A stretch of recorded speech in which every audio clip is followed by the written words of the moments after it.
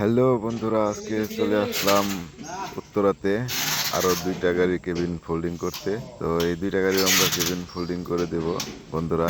এই যে আমাদের কেবিন ফোল্ডিংয়ের দুই গাড়ির মাল। তো বন্ধুরা, আজকে কোনো কাজ দেখাবো না, শুধু ঢাকা কাজে আসছিলাম, এইটা আপনাদের মধ্যে শেয়ার করলাম। আর এই যাবার পথে আমরা একটু নাইট ভিশনে ভিডিও প্লে করলাম। আর ভিডিও করার মধ্যে মনে হইতেছে কি যে আসলে 3D গেম খেলতেছি।